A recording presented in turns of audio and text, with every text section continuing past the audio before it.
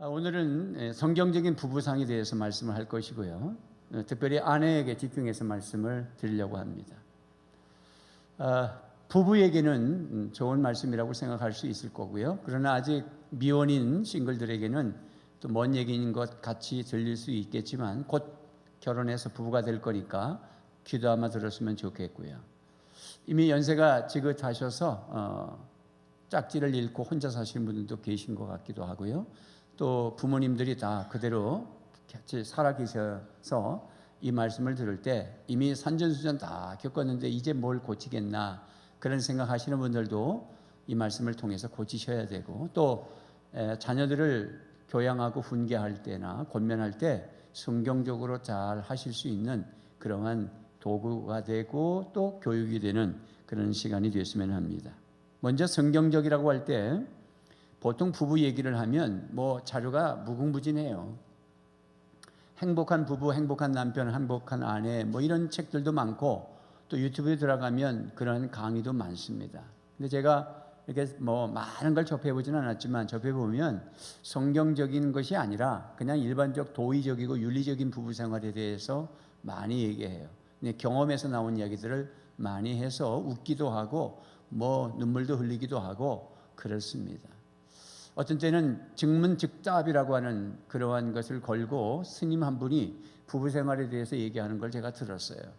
저분이 말하는 거하고 내가 말하는 거고 달라야 되는데 뭐가 다르고 뭐가 같을까, 그런 생각을 가지고 들었습니다. 그래서 성경적이라고 하는 것은 일반적으로 생각하는 것과는 좀 다른 것을 얘기하고 있음을 아셔야 합니다. 우리가 많은 얘기를 여기서 다 할 수는 없습니다. 오늘 아내에 대해서는 남편에게 복종하라는 말 한 가지밖에 없어요. 이게 하나님의 생각입니다.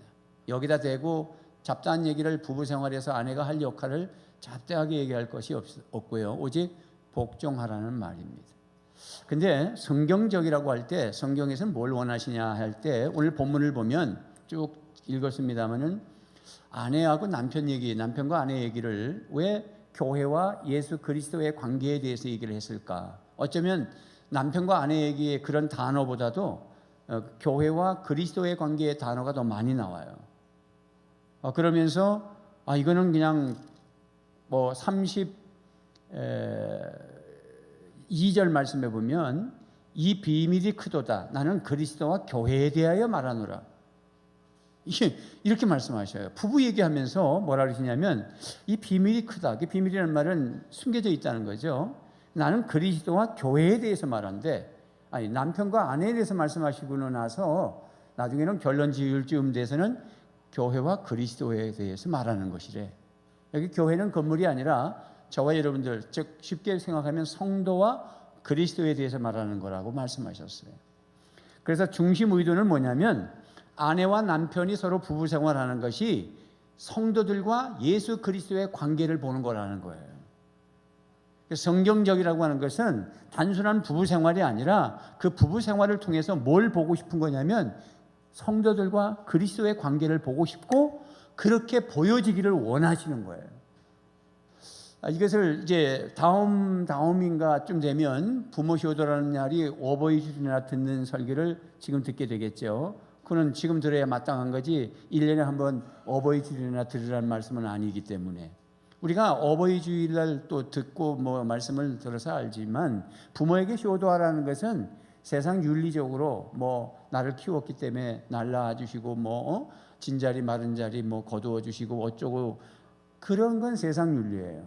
부모에게 효도하라는 건 뭘 말하는 거냐면 부모를 통해서 나를 태어나게 하신 그 부모님의 그 생명을 이어받도록 한 하나님의 계획 안에서 부모에게 효도하는 것은 부모에게 효도로 끝나는 게 아니라 아버지 하나님 앞에 효도하는 거기 때문에 하라는 거예요. 거기는 그냥 복종이고 순종이고 절대적인 거예요. 그것이 기독교적인 성경적인 부모 효예요. 다시 내려오면 부부간의 관계도 아내가 남편에게 복종하는 것은 마치 성도가 그리스도에게 복종하는 것을 보여주는 거라는 거예요.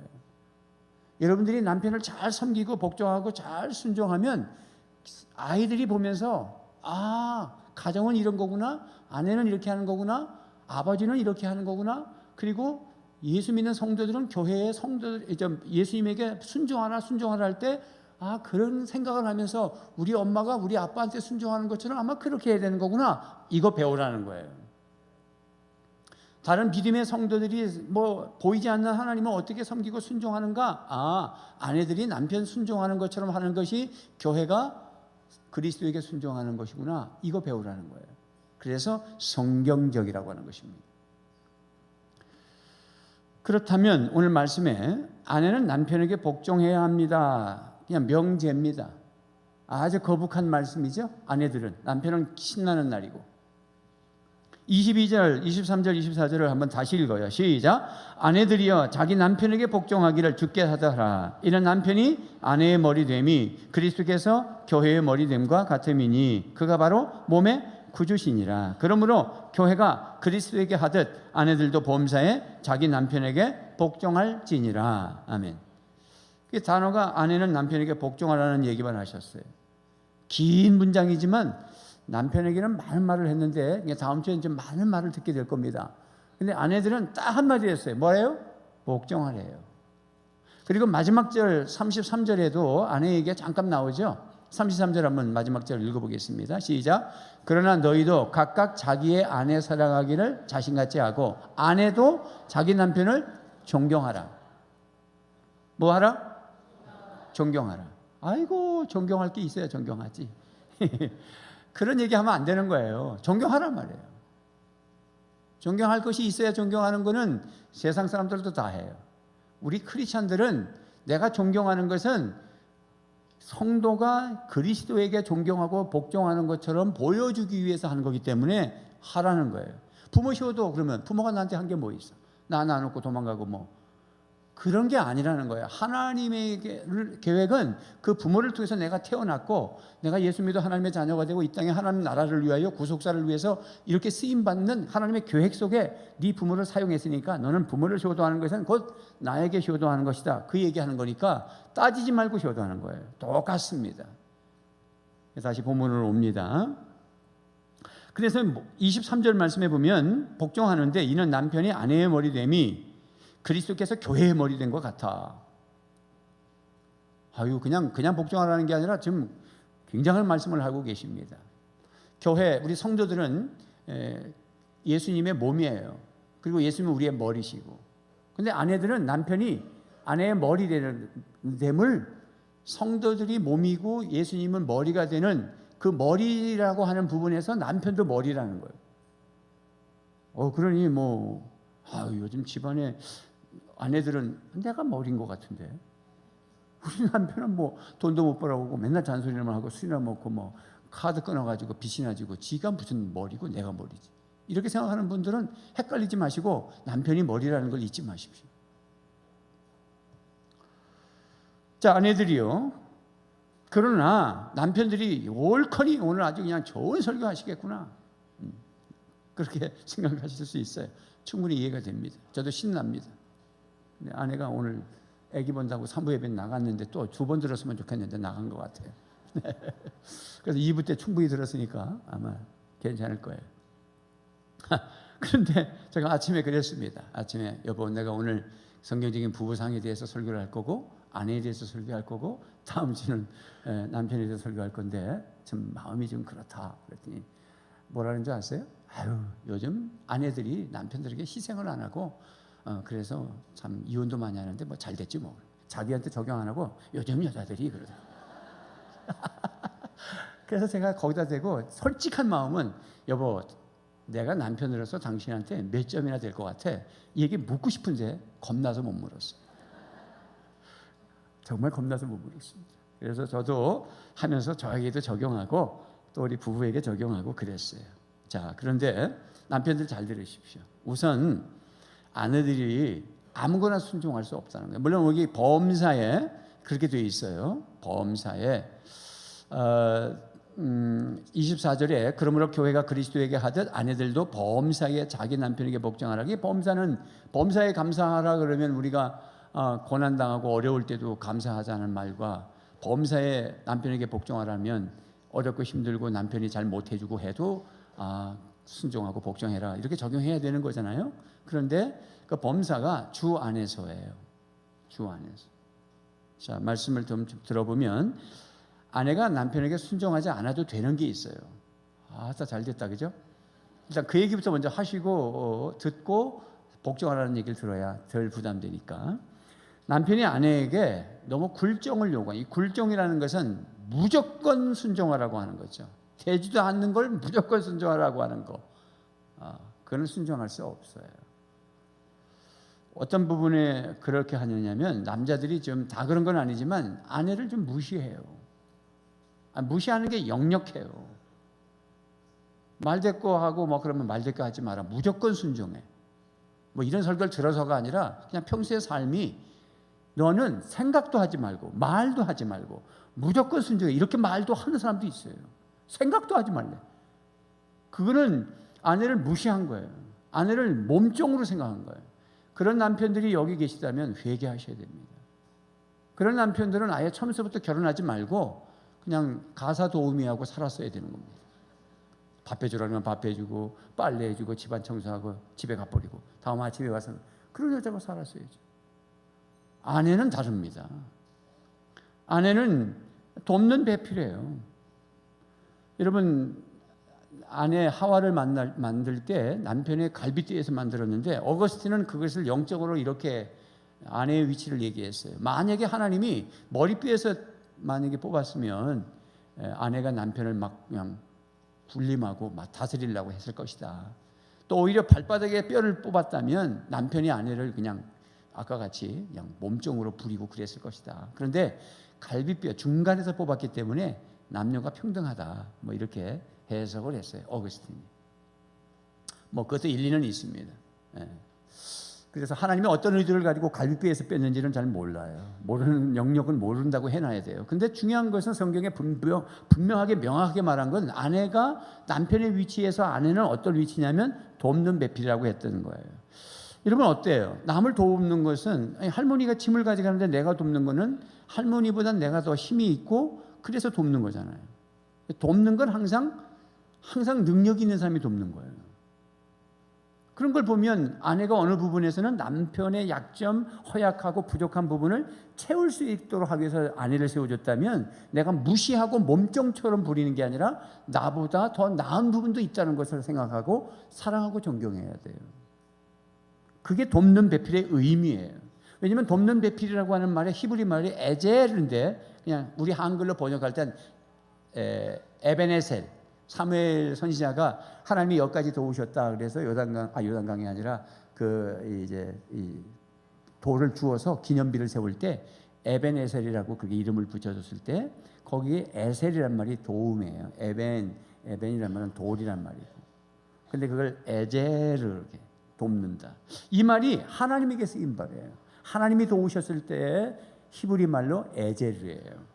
시편 70편 5절 말씀 시작. 나는 가난하고 궁핍하오니 하나님이여 속히 내게 임하소서. 주는 나의 도움이시여 나를 건지시는 이시오니 여호와여 지체하지 마소서. 여기 나의 도움이시여라고 할 때 도움이 에젤이에요. 그러니까 하나님이 에젤이에요. 그러니 그 히브리 단어를 아내에게 붙여가지고 네가 에젤이다. 여러분 여러분이 도우면 하나님이 여러분이 종이에요? 물론 어떤 분들은 주인이 아니고 아까 동영상을 봤을 때 모든 게 하나님이 주인이라는 걸 깨달았다고 그러잖아요. 한 여성이. 우리는 하나님이 주인인데 신앙생활 해보는 것만 보면 하나님이 종이야. 종. 내가 계획하고 내가 결정하고 하나님 도와달래. 그러니까 하나님이 종이지 뭐. 그런 사람들은 에젤이라는 얘기 암만 얘기해도 잘 이해가 안 될 수도 있어요. 자기가 주인이니까. 그러나 성경적인 것은 에젤은 하나님이 주인이시고 하나님이 능력이 있어서 우리를 도우시는 분이 에젤이에요. 그 에젤을 아내에게 맡긴 거예요. 네가 도와라. 남편의 약함을. 그러면 우리 남편 입장에서는 아내를 볼 때 나를 돕는 아내, 대단한 아내, 존경스러워, 사랑해야지.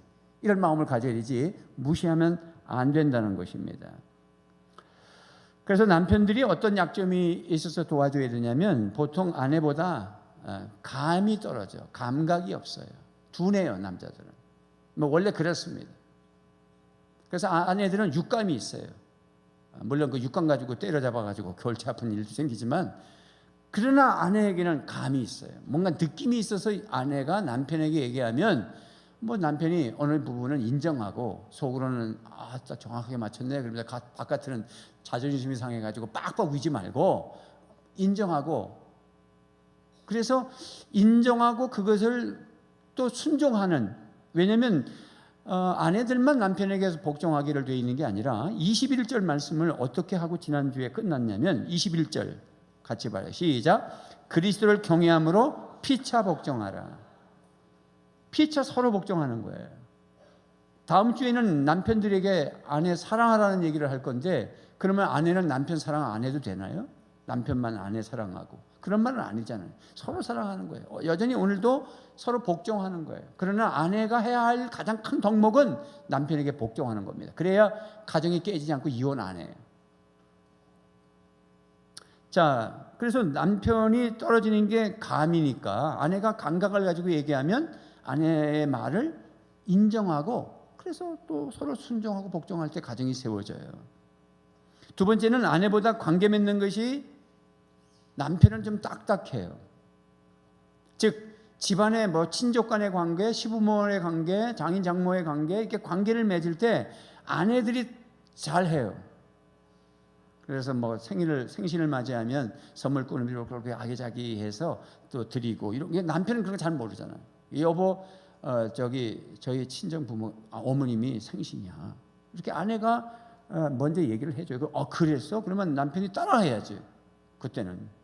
그런데 감각이 없어요. 그리고 관계 맺는 게 좀 서툴러요. 왜냐면 바깥에 막 돌아다니고 뭐 이런 거 저런 거 막 한다고 뭐 바쁘니까 좀 잊어버려요. 그래서 아내가 섬세하게 그렇게 친족 간의 관계를 맺고, 또 시부모한테 잘하는 부분도 아내가 잘 할 수 있어야 돼요.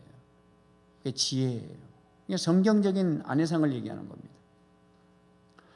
그래서 그렇게 그냥 형제들 간에도 여러 형제가 있고 또 여러 며느리들이 있고 뭐 그렇잖아, 사위들이 있고 뭐 이런 관계 속에서 아내의 역할이 관계를 잘 맺어요. 그래서 부모님들이 볼 때 아이고 저 며느리가 참 지혜롭구나, 저 며느리 참 너무 좋다. 그래서 글로 상속이 많이 나와갈 수도 있어요. 물론 우리가 상속을 많이 받기 위해서 아내들이 잘하라는 말은 아니야. 그게 목적은 아니지만 그런 관계를 잘 맺어놓으면 복이 와요. 더 주고 싶고. 이게 아내의 위치입니다. 남자들은 잘 못해요. 그래서 아내 말을 이럴 때 좀 들어야 돼요. 그래서 아내가 돕는 배필이 있는 거예요. 그리고 세 번째는 아내보다 가정을 따뜻하게 보호하는 것이 서툴러요. 나다닌다고, 친구 좋아하고 술 좋아하고 뭐 밖으로 다니고 막. 아내는 모성애가 있기 때문에 아이들 또 양육하고 그냥 곁길로 나가면 눈물 맨날 기도하고 뭐 이렇게, 아내가 내실에 있는 아내는 결실한 포도송이와 같다. 시편 128편에 얘기했듯이 항상 따뜻한 가정을 만드는 게 아내예요. 그래서 그렇게 돕는 거예요. 이렇게 돕는 아내이기 때문에 여러분, 아내들을 무시하면 안 된다는 거예요. 그리고 하나님과 뜻과 전혀 관계없는 것을 요구하면 순종할 수 없는 거예요. 남편들이 하나님의 뜻하고 관계없어. 술 받아와라. 어떤 때는 술 좀 받아서 드려요. 그러나 목표가 분명할 때 술 받아 드리는 거지 늘 그럴 수는 없잖아요. 그럴 때는 못해! 그러지 말고 남편을 설득하고 설명해야 돼요. 그게 아내가 성경적인 아내예요. 주일날 어디 낚시를 가자! 네 맨날 하지 말고 한 번 정도 가주세요. 목표를 분명히 하게 가주세요. 그러나 매주 갈 수는 없어요. 그래서 남편을 설득하셔야 됩니다. 근데 여기 분명한 사실은 남편도 예수 믿고 아내도 예수 믿는 부부상을 얘기하는 거지, 아내만 예수 믿고 남편이 믿지 않는 걸 지금 얘기하는 건 아니에요. 그래서 거의 부부가 같이 믿을 때 남편이 하나님의 뜻에 어긋나는 것을 요구하지는 않을 거라고 봅니다. 주일날 낚시를 가자, 그런 멍청한 남편은 없을 겁니다. 또 제사 지내야 되는데 절하자, 뭐 이렇게 남편이 집사가 되고 그렇게 할 리는 없을 것입니다. 그러나 여기가 다 크리스찬 남편이 있는 건 아니란 말이죠. 대다수가 또 남편이 안 믿거나 그렇잖아요. 그랬을 때 우리가 어떻게 태도를 취해야 되냐면, 하나님의 뜻에 어긋나는 걸 자꾸 요구할 때는 너무 반감을 가지고 남편한테 막 쏟아붓고 성경에는 절대 그렇게 하지 말랬어 이러면서 하는 거는, 그거는 지혜롭지 못해.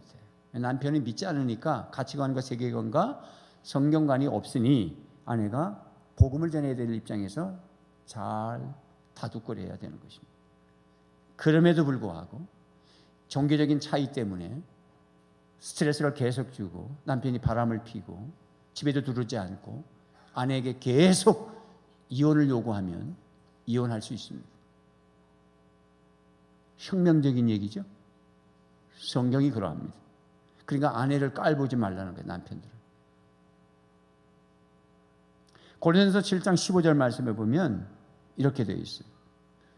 시작. 그러나 믿지 않는 사람 쪽에서 헤어지려고 하면 헤어져도 됩니다. 믿는 형제나 자매가 이런 일에 얽매일 것이 없습니다. 하나님께서는 여러분을 부르셔서 평화롭게 살게 하셨습니다. 분명하게 말씀하고 있습니다. 믿지 않는 사람 쪽에서 헤어지려고 하면, 그런데 결국은 이걸 잘 들으셔야 돼. 믿는 아내 쪽에서 먼저 헤어지자고 말하면 안 되는 거예요. 남편이 종교가 없고 힘들게 해도 내가 먼저 이혼하자 말을 하면 안 돼. 그러나 남편이 이혼하자. 내가 너하고는 안 맞다. 넌 종교를 가지고 있고 나 안 가지고 있고 사사건건 다 얘기하고, 그래서 남편이 막 싸돌아다니고 가정을 다 깨버리고 늘 눈물로 기도하고 늘 회개하고 남편을 기다려도 안 오면 남편이 언젠가 이혼하자고 그러면 100번 기도해서 이혼할 수 있습니다. 성경이 말하고 있습니다.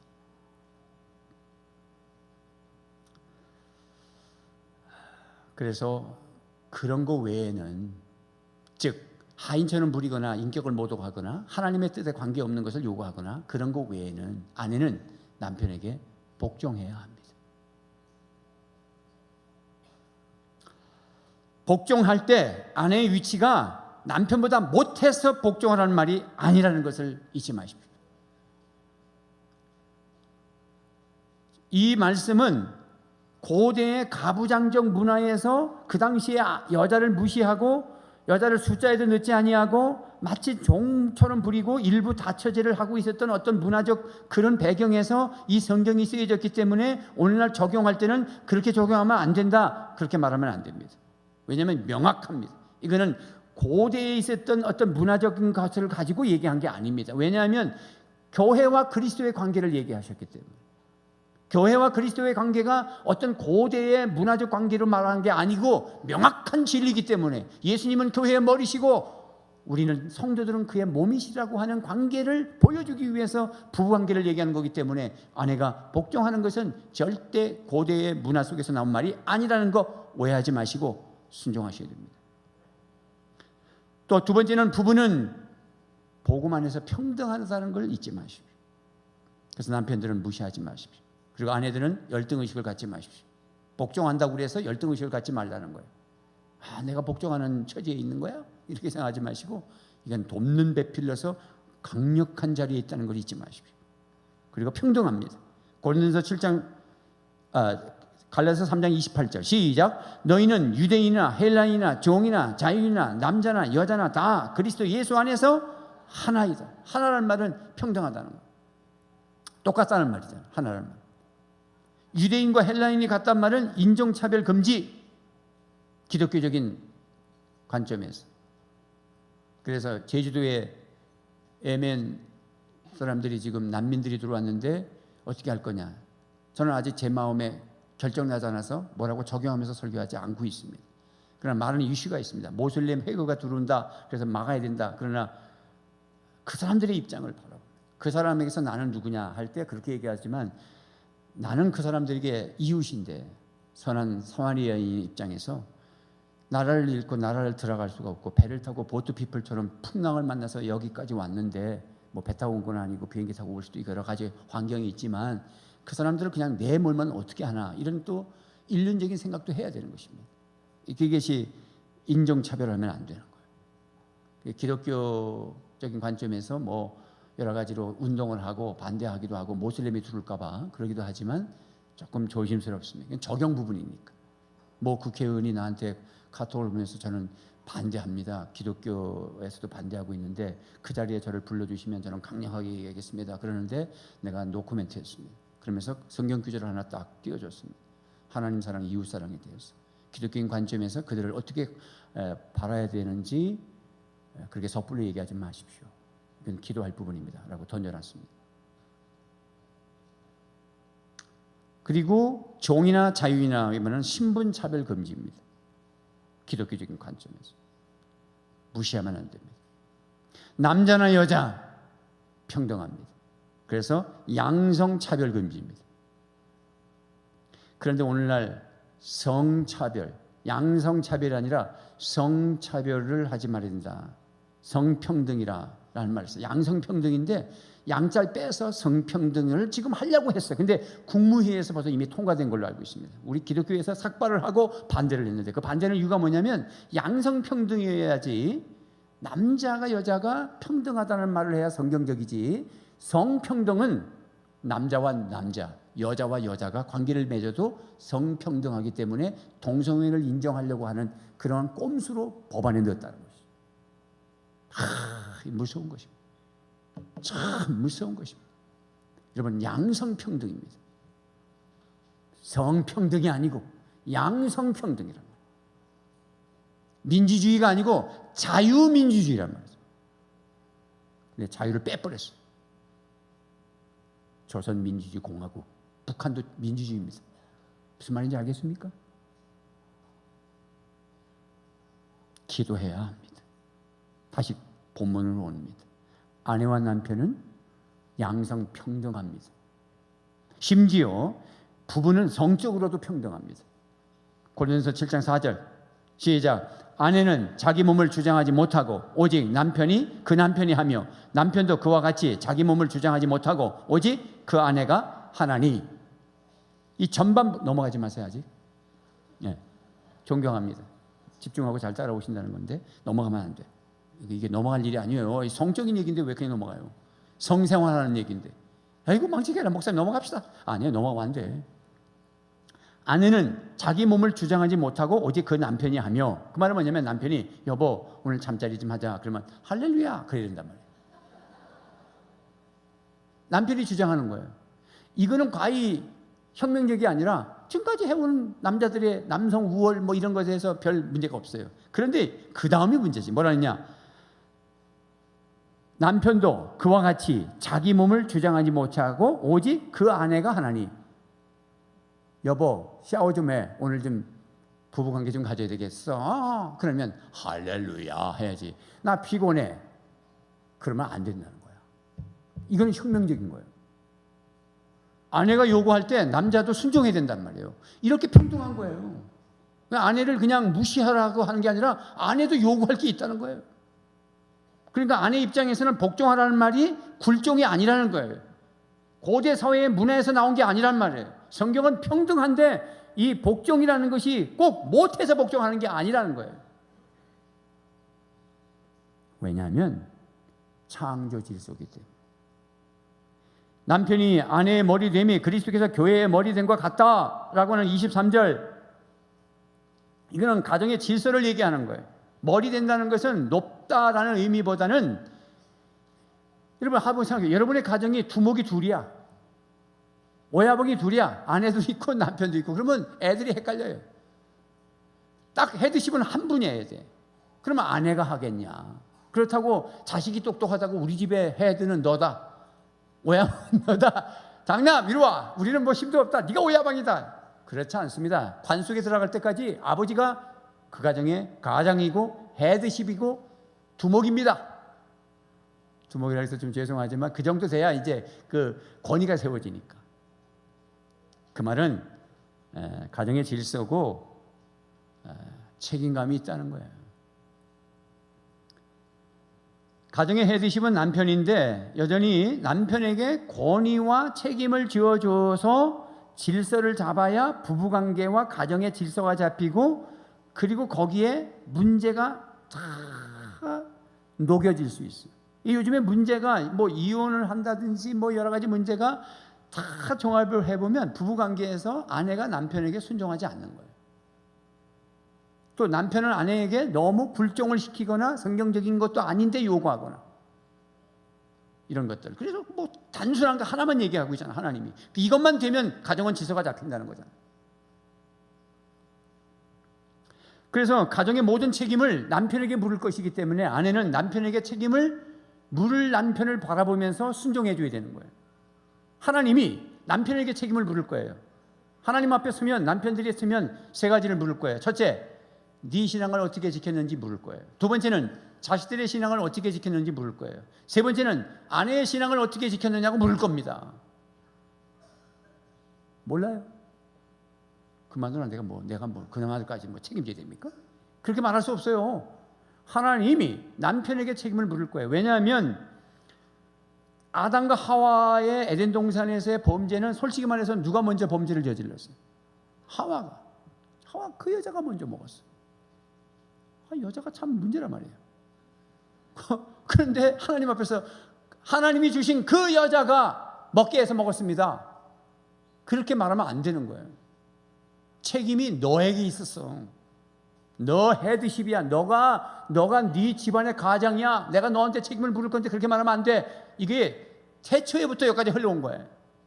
그래서 아내에게 핑계대지 마세요. 아이고 하나님 자식 새끼 얼마나 속을 새기는지 말도 안 되고 모르겠습니다. 나는 아내한테 다 맡겼고 나는 돈만 벌었습니다. 그렇게 말할 수 없어요.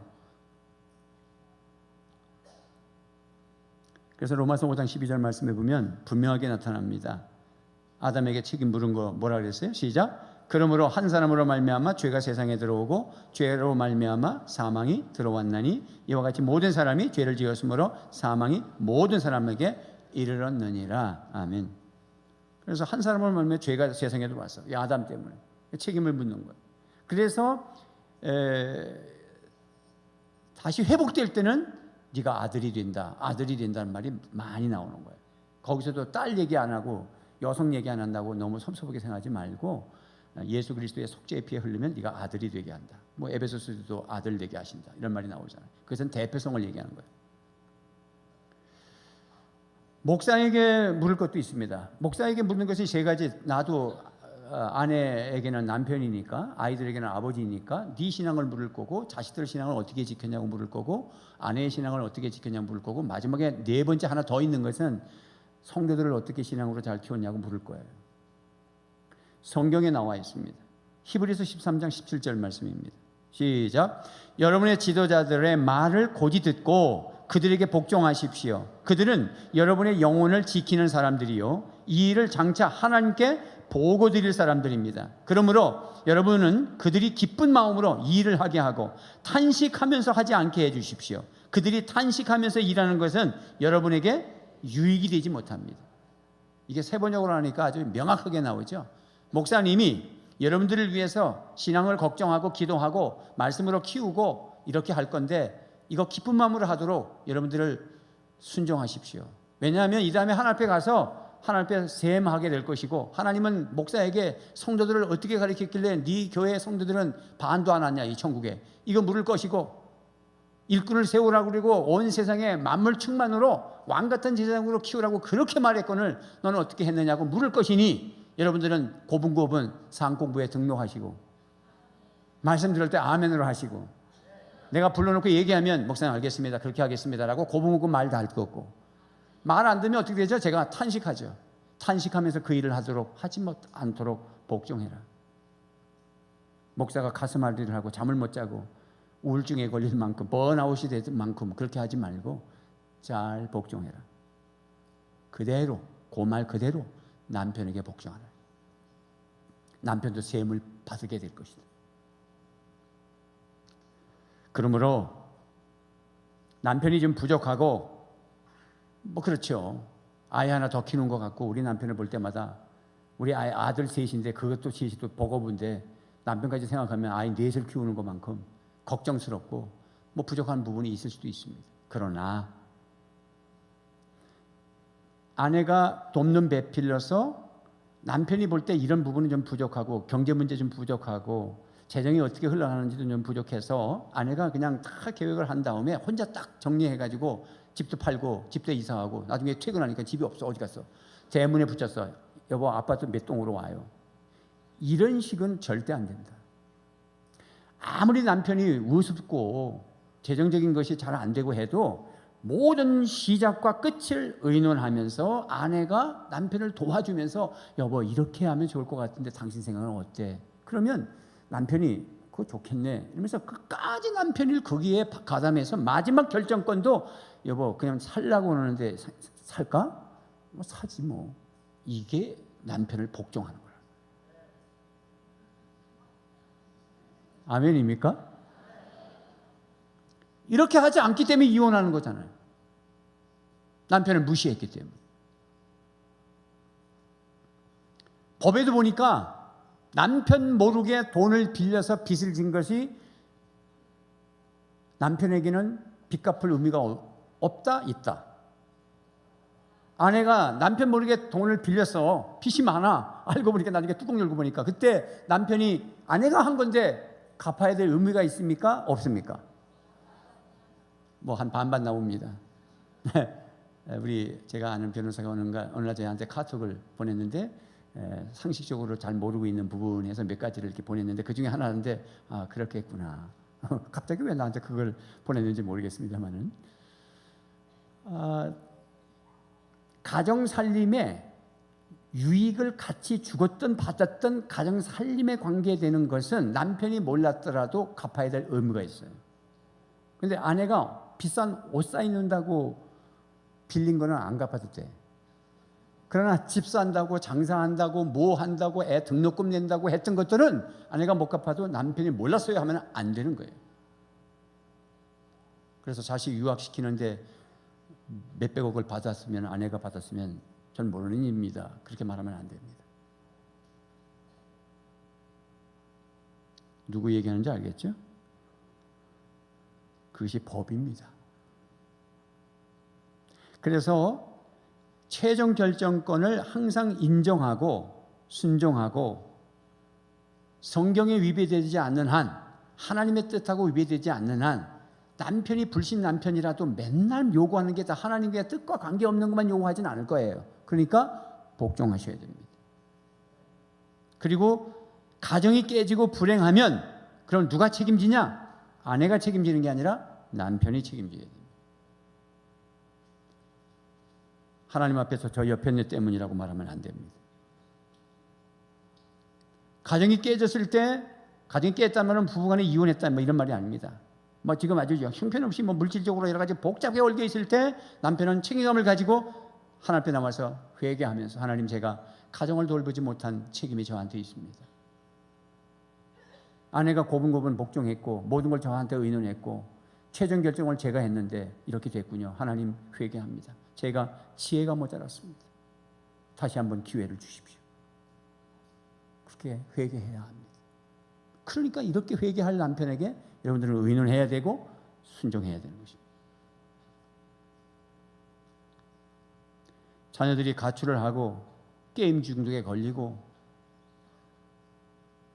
그래도 남편은 그냥 돈만 벌어오고 아무 생각도 없고 싸돌아다니고 집에 오면 아내 혼자, 남편도 믿는데도 아내 혼자 애들하고 가정 예배 드린다고 그래도 지는 저기 가서 TV 보고 앉아있고 그러다가 애 망겨지면 집에서 뭐 했어?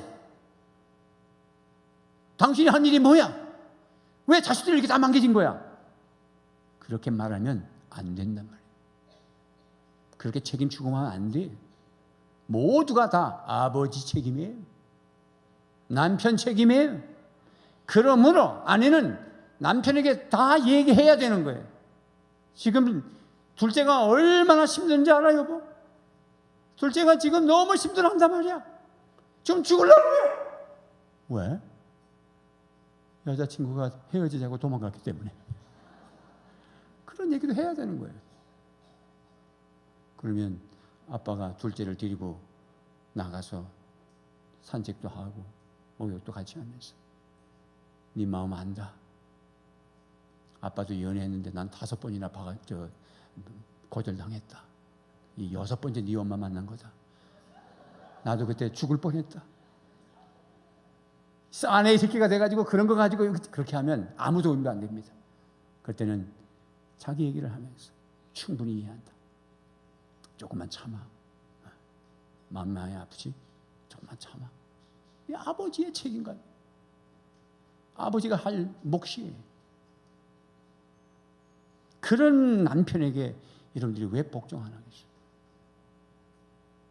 그러니 남편이 안 믿고 사사건건 진짜 잘못된 그런 환경 속에서 아내가 혼자 믿는 그 영적인 그냥 전쟁이 그냥 막 쏟아지는, 그래서 자식들이 막 그냥 게임으로 넘어가고 중독에 넘어가고 그냥 막 가정을 그냥 형편없고 아내만 혼자 울고 기도하는 그 현장에 있는 아내의 힘든 모습은 얼마나 힘들겠어요. 그렇기 때문에 믿는 사람하고 결혼해야 됩니다. 사상 결단을 하고 믿는 사람을 찾아야 됩니다. 결혼하기 전에 믿지 않는 남편을 만났다면 예수를 믿도록 목숨 걸입니다. 이때 못하면, 벌써 이때 눈치 보면, 원래 결혼은 할 때부터 불행이 시작하지 행복이 시작되는 게 아니에요. 참말로 우리는 다 결혼하면 행복이 시작된다고 그러죠. 내가 뭐 출했을 때도 그래요. 행복이 시작된다고. 그러나 속으로는 불행한 거야. 참 기가 찼어. 우리는 저절로 행복한 줄 알아요. 왜 그러냐? 생판 남하고 지금 사는데 뭐가 맞겠어요? 한번 생각해봐. 잠자리가 뭐 맞겠습니까? 막 옆에 오는 것도 막 싫고 그런 여자들도 있단 말이야. 더더군다나 중매해가지고 이제 만나가지고 막 남편이 뭐 팬티 입고 왔다 갔다 하는 것도 시끄럽고, 이런 문화적인 충격 속에서 무슨 행복이 시작됩니까? 모든 게 불행이에요. 그런데 믿음의 사람들은 그것을 녹여내서 기도하면서, 그래서 성령 충만이란 말이 나온 거잖아. 성령 충만하지 않으면 이게 못 해내는 거예요. 그러니까 믿는 남편하고 결혼하고 믿지 않는 남자를 지금 만난다면, 지금 예수 믿도록 못하면 결혼하고는 틀렸어요. 어려워요. 힘들어요. 전혀 안 되는 건 아니지만 힘들어요. 피눈물을 흘려야 돼요. 여기서 같이 말씀을 들어야지. 지는 지금 안 듣고 TV 보고 앉아있고 여러분 혼자 듣고 있으니 집에 가면 얼마나 열통 터지겠어요.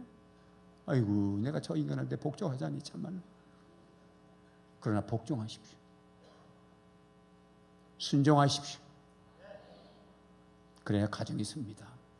불신 남편이라도 순종해야 되는 거예요. 아내들을, 남편을 책임질 사람으로 자꾸 만들어야 돼요. 아까도 얘기했지만은 가정사를 다 얘기하고 다 얘기해야 돼요. 꼭 남편 오면 뭐 여보 당신도 설거지 좀 해, 뭐 방도 좀 치워요, 청소 좀 해줘, 뭐 이부자리 정리 좀 해요. 나는 물론 그렇게 얘기할 수 있어요. 그거 틀린 거 아니에요. 남편도 그렇게 해야 됩니다. 그런데 그런 자질구레한 거는 남편한테 다 얘기하면서 집 사는 건 혼자 집 사고, 빚 내는 건 지 혼자 하고, 국직한 건 자기가 다 결정하고, 자질이한 것만 하라고 그러고, 이건 남편을 책임감 있는 남편으로 만들지 못하는, 그래서 남자가 찌질하게 된 건 아내 책임이에요.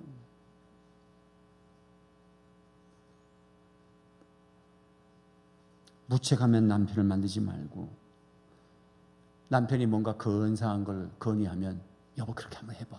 그래서 격려도 하고, 남편이 회사에서 좋은 일이 있다, 내가 아마 휴가를 하나 더 맡을 것 같다, 뭐 이런 얘기하면 와 할렐루야, 여보 내가 그럴 줄 알아서 이렇게 지켜 세워주기도 하고, 에이고 꼬박 뭐 이틀 에이고 지랄하고 있네 이러면서 그 남편을 기를 다 죽이고 말이야. 옆에 다른 집에 남편 비교하면서 누구 아빠는 막 연봉이 뭐 3억인데 자기는 다 해봐야 3천도 안 되고, 아이고 내가 진짜 아이고 속속하라 내가 막 그런 식으로 남편을 진짜 기죽여 놓고 혼자 다 결정하고, 그거는 아니에요. 그래서 남편은 칭찬하면 자신감을 회복해요. 자신감을 회복하도록 도와주고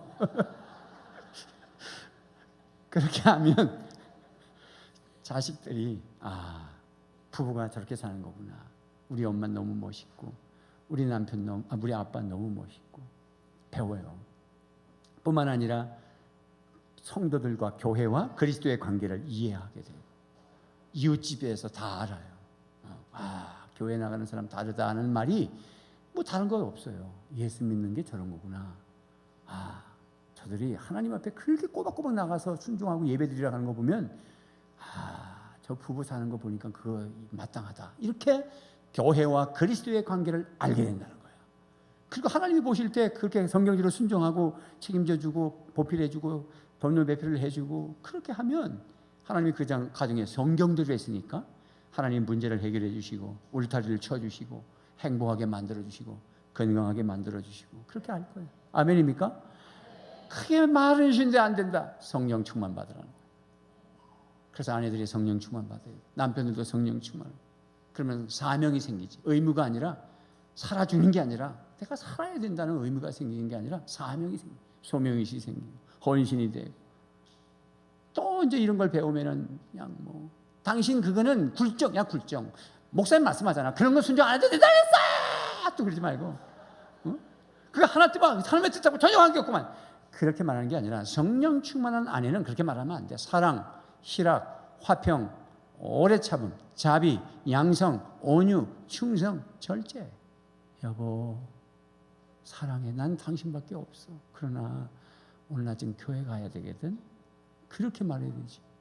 성령 충만한 사람은 절제, 말에 절제가 있고 사랑의 언어가 있고 가정을 화평스럽게 만들고 싶어 하고 남편을 세워서 그런 가정 되고 행복한 가정 이루시기를 주님의 이름으로 축원합니다. 기도하겠습니다.